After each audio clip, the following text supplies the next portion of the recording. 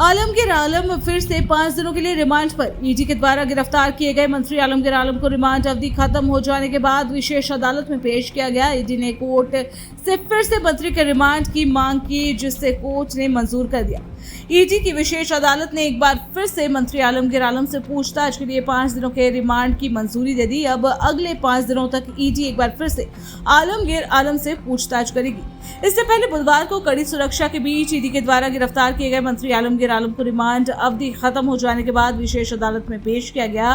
पिछले 5 दिनों से ईडी के जोनल कार्यालय में टेंडर घोटाले में आलमगीर आलम से पूछताछ चल रही थी।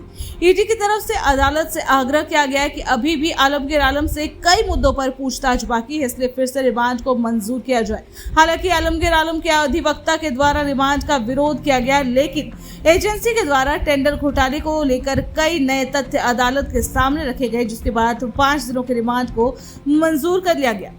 गौरतलब है कि टेंडर घोटाले में पूछताछ के बाद 15 मई की शाम आलमगीर आलम को गिरफ्तार कर लिया गया था। गिरफ्तारी के बाद ईडी ने जांच में खुलासा किया था कि 6, 7 और 8 मई को छापेमारी के दौरान कुल 37.5 करोड़ रुपए मिले थे, जिसमें से राजीव लाल के नौकर जहांगीर के यहां से 32.20 करोड़ रुपए की बरामदगी हुई थी। ईडी ने बताया था कि जहांगीर के फ्लैट पर सैयद रेजिडेंसी 1A से बरामद 32.20 करोड़ रुपए मंत्री आलमगीर आलम के ही थे। ये पैसे जहांगीर आलम ने संजीव लाल के कहने पर मंत्री आलमगीर आलम के लिए अलग अलग जगहों से उठाए थे। ईडी ने कोर्ट को बताया कि कैश के अलावा फ्लैट से भारी पैमाने पर आधिकारिक लेटर हेड पत्र, सरकारी दस्तावेज भी बरामद किए गए थे। ईडी ने बताया कि संजीव लाल के द्वारा ही मंत्री आलमगीर आलम से जुड़ी चीजों को रखने के लिए इस फ्लैट का इस्तेमाल किया जाता था।